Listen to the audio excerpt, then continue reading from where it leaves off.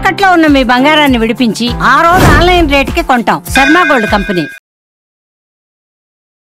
నమస్తే, welcome to Suman TV. నేను గిరిజ. ఇవాళ మనతో పాటు ప్రముఖ జ్యోతిష్య వాస్తు పండితులు, జ్యోతిష్య శిక్షణ నిపుణులు, లలితాదేవి ఉపాసకులు బ్రహ్మశ్రీ నానాజీ పట్నాయక్ గురువు గారు ఉన్నారు. వారితో మాట్లాడిద్దాం. గురువు గారు నమస్కారం. శ్రీమాత్రే నమః.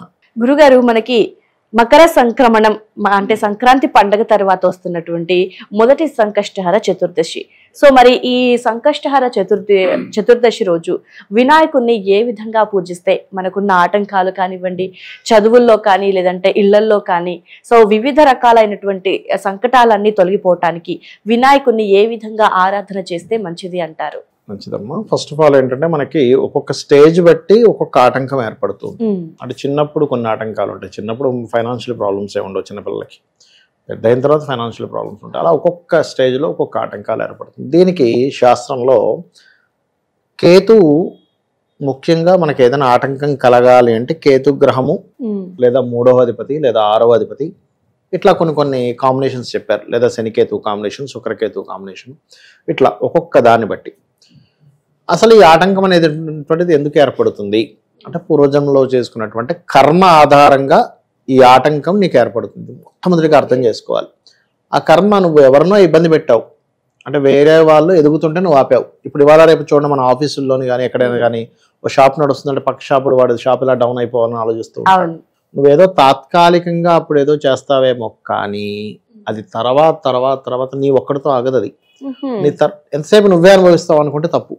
నువ్వు ఒక పాపం పని చేసావు అనుకోండి. ఉదాహరణకి మనం ఒక తప్పిదం చేసాం. ఎవరో ఒక ఆఫీస్లో చక్కగా అతని టాలెంట్తో, లేకపోతే అమ్మాయి కావచ్చు అబ్బాయి కావచ్చు, వాళ్ళ టాలెంట్తో ఎదుగుతున్నప్పుడు నువ్వు వాళ్ళ కాలు పట్టుకుని వెనక్కి లాగి చేస్తే అది నీతో ఆగిపోద్ది అనుకుంటే తప్పు. నువ్వే అనుభవిస్తావు అనుకుంటే కాదు. నీతో పాటు ఒక్కొక్కసారి నీ పిల్లలు అనుభవించవచ్చు, నీ మనవడు అనుభవించవచ్చు, నీ మనవరాలు అనుభవించవచ్చు. దాని పాపం యొక్క తీవ్రతను బట్టి ఉంటుంది. అంటే నువ్వు ఇక్కడ ఆటంకం జరుగుతుందంటే ఫస్ట్ మనం తెలుసుకోవాల్సిన ట్రూత్ ఏంటి, నిజమేమిటి అంటే ఎక్కడో ఏ జన్మలోనో ఎవరికో నువ్వు ఆటంకం చేశావు కాబట్టి ఆ యొక్క కర్మ ఈ రూపంలో ఇక్కడికి వచ్చింది. అది ఏ రకాలుగా వస్తుంది? చిన్నప్పుడు అయితే చదువు విషయంలో వస్తుంది. అంటే 4వ స్థానంలో కేతు ఉందంటే నువ్వు పూర్వజన్మల్లో చదువు విషయంలో ఎవరో చక్కగా చదువుతుంటే నువ్వు ఇబ్బంది పెట్టావు. లేదు 7వ స్థానంలో కేతు ఉన్నాడు, వివాహ జీవిత సంబంధించము, లేనట్లయితే వివాహం విషయంలో ఎక్కడో ఆటంకం పరిచావు. అందుకని మీకు ఏమవుతుంది, ఏదో సంబంధం వస్తుంది, దగ్గర దాకా వచ్చి వెనక్కి వెళ్ళిపోతుంటే ఏమిటో అర్థం కాదు, ఏమిటండి ఈ ఆటంకాలు అంటూ ఉంటాం. దశమంలో ఉన్నాడు ఉదాహరణకు కేతు, ఉద్యోగరీత్యా లాభంలో ఉన్నాడు, ₹1 లాభం రావట్లేదు, జీవితం అంతా ఇలా అయిపోతుంది. అలాగే బుధకేతువులు కలిసి ఉన్నారు, వ్యాపారాల్లో ఆటంకాలు. శుక్రకేతువు కలిసి ఉన్నారు, వివాహ జీవితంలో ఆటంకాలు. శనికేతువు కలిసి ఉన్నారు, మొత్తం లైఫ్ మొత్తం ఏదో ఆటంకాలతో వెళ్తూ ఉంటుంది. దీన్ని మీరు పోగొట్టుకోవాల్సింది సంకష్టహార చతుర్థి నాడు స్వామివారిని, గణపతిని. ఎలా అంటే ఫస్ట్ ఏదో నేను గణపతి చేసుకోగానే వెంటనే పని అయిపోతుంది అన్నట్టు కాకుండా మొట్టమొదటిగా ఈ ఆటంకాల కారణం ఇది అయి ఉంటుంది. నేను పూర్వజన్మలో ఎక్కడో ఏదో తప్పిదం చేసి ఉంటాను, లేకపోతే ఈ జన్మలోనూ ఎక్కడో తప్పిదం చేసి ఉంటాను, కాబట్టి నేను వాటిని మరలా ఇంకొకరిని ఎవరిని కూడా నేను ఆటంకపరచను అనుకునేటువంటి ఫస్ట్ ప్రామిస్ చేసుకోవాలి. మన ఆటంకాలు తొలగాలి అంటే అది చేయాలి. కొంతమంది చూడండి, కొన్నిసార్లు మనకి ఏదైనా ఫైన్ పడినప్పుడు కూడా ఇంకోసారి ఈ తప్పు చెయ్యకు అని చెప్పి మనకి ఆ ఫైన్ వేసో లేకపోతే వదిలేస్తారు. అవునా కదా? ఒక ట్రాఫిక్ అతను పట్టుకున్నాడు అనుకోండి, లైసెన్స్ లేకుండా హెల్మెట్ లేకుండా తిరుగుతున్నావు, బాబు ఇంకోసారి నువ్వు కానీ హెల్మెట్ లేకుండా కనబడ్డా లేదు సార్, నేను ఇప్పుడు కొనేసుకుంటాను సార్ హెల్మెట్ అంటే ఫ్రీ. మళ్ళీ అదే కనిపిస్తే పరిస్థితి ఏంటండి?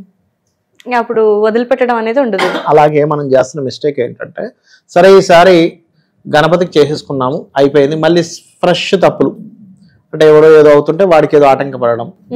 మనం అనుకుంటున్నాం ఏదో తాత్కాలికమైనటువంటి ఆనందం కోసం, ఏదో ఇన్సెక్యూరిటీ ఫీలింగ్ తోనో, కొంతమంది ఇన్సెక్యూరిటీ ఫీలింగ్ తో అవతల వాళ్ళని ఆటంకపరుస్తూ ఉంటారు. ఇంకొంతమంది తాత్కాలిక ఆనందంతో, కొంతమంది తత్వాలు అలా ఉంటాయి.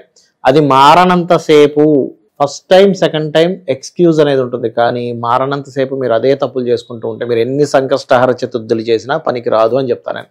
నిర్మోహమాటంగా చెప్పదలుచుకున్నా ఈ మాట. ఎందుకంటే ఒక లిమిట్ అనేటువంటిది ఉంటుంది. కాబట్టి లేదు ఏదో అజ్ఞానంలో చిన్నప్పుడు ఏవో తెలియ చేస్తాం, తెలిసి తెలియంది ఏదైనా తప్పిదాలు చేసి తద్వారా కర్మ కనుక వచ్చినట్లయితే గణపతి 100% మీ యొక్క ఆటంకాలు తొలగిస్తాడు.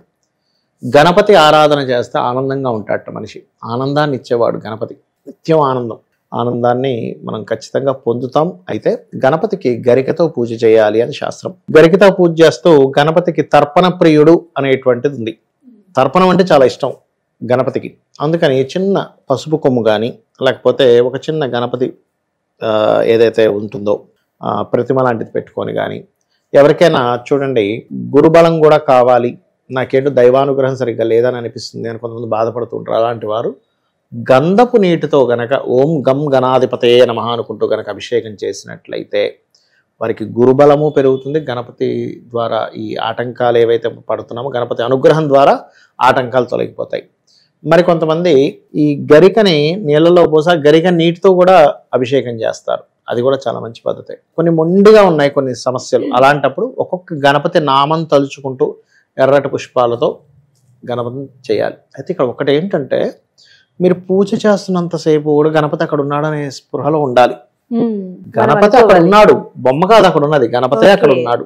ఆ భావన ఈజ్ మోస్ట్ ఇంపార్టెంట్. దాని తర్వాత ఆయన స్వీకరిస్తున్నాడు. ఆ స్వీకరించి ఇచ్చేటప్పుడు నీ మైండ్లో ఏవేవో మైండ్లు తిరుగుతుంటే పక్కకు పోతుంది అది.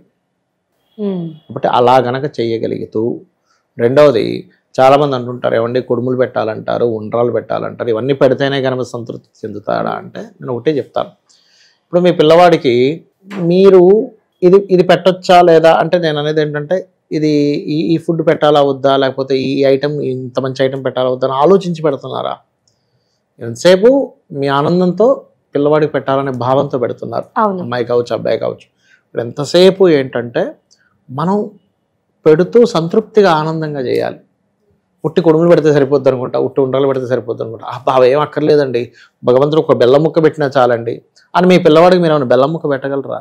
పండగ రోజు నేను ఒకటే అడుగుతా, పండగ వచ్చింది ఆ రోజు నాన్న నేను నీకు జంతికలు చేసి పెడతాను, లేకపోతే కజ్జికాయలు చేసి పెడతాను, లడ్లు చేసి పెడతా అంటున్నారు, కానీ నాన్న నీ మీద నాకు ప్రేమ ఉంది, నేను నీకు బెల్లం ముక్కే పెడతాను, ఎవరైనా ఏ తెల్లైనా అంటుందా? అనదు. ఎందుకనదు? పిల్లవాడు తినడంలో ఆనందం ఉంది తల్లికి, అలాగే భగవంతుడికి పెట్టడంలో ఆనందం ఉండాలి. అంతేగాని భగవంతుడు ఏదైనా ఇస్తే తీసుకుంటారన్నారండి. భగవద్గీతలో చెప్పాడు ప్రేమ ముఖ్యం, అది నిజమే. భక్తి ముఖ్యము, ఫలాపేక్ష రహితంగా సమర్పించడమే ముఖ్యం. కానీ అలా నువ్వు పిల్లవాడి దగ్గర అదే రూల్ నువ్వు పాటించగలవా? కాబట్టి అది మీకు స్తోమత ఉంది చక్కగా చేయ, స్తోమత లేదు అప్పుడు భక్తి చాలా ముఖ్యం. అక్కడ స్తోమత ఉన్నా లేకపోయినా భక్తి ప్రధానం, భక్తి లేకపోతే అది సాగదు. కాబట్టి ఇది చేయడం ద్వారా ముఖ్యంగా కేతు సంబంధించిన దోషాలు పోతాయి జాతచక్రంలో. కేతు సంబంధించిన దోషాలు, షష్టమాధిపతి ద్వారా ఒక్కోసారి మన జాతకం దశా విభక్తులు నడుస్తూ ఉంటాయి, దశాభుక్తి అంతర్దశలు. అలాంటప్పుడు ఏమవుతుంటుందంటే ప్రతి అడుగడుగున ఆటంకాలు ఏర్పడుతూ ఉంటాయి. ఒకటికైనా వెళ్తూ ఉంటే టైర్ పంచర్ అయిపోద్ది, ఇక్కడ వెళ్ళాక లాస్ట్ మినిట్లో క్లోజ్ అయిపోతుంది, ఏమేమో అవుతూ ఉంటాయి. అలాంటప్పుడు కూడా ఇంట్లో ముఖ్యంగా ఈశాన్యంలో గణపతి బొమ్మను పెట్టి రోజు, ముఖ్యంగా ఏంటంటే గణపతి యొక్క స్థానంగా ఈశాన్య భాగాన్ని చెప్తూ ఉంటారు, ఎందుకంటే కేతు గురువు ఉండేటువంటి స్థానం. కాబట్టి మీరు ఇంట్లో ఒకవేళ పూజ గది ఈశాన్యంలో లేకపోయినా కనీసం గణపతిని ఈశాన్యంలో పెట్టినా కూడా మీ యొక్క ఆలోచనలు కూడా చాలా మార్పులు చెందుతాయి. ఓకే గురువు గారు. సో అయితే సంకష్టహర చతుర్దశి రోజు అంటే వివిధ రకాలైన సమస్యలు, అంటే ఇది అని కాదు కానీ పర్టికులర్గా ఏ సమస్య ఉన్న వాళ్ళైనా సరే మీరు చెప్పినటువంటి పూజా విధానాన్ని, ముఖ్యంగా మనం ఎదుటి వాళ్ళ చెడు కోరుకునే తత్వాన్ని ఫస్ట్ ఆఫ్ ఆల్ అది తొలగించుకోవాలి. ఎందుకంటే ప్రకృతిలో ఎలా ఉంటుందంటే మనం ఏది అవతల వాళ్ళకి ఇబ్బంది కలగాలని కోరుకుంటే అది మనకి ఇస్తూ ఉంటుంది. అది నీ ఒక్కడితో పోతుంది అనుకుంటే చాలా పెద్ద రాంగ్ ఎస్టిమేషన్ లో ఉన్నావు.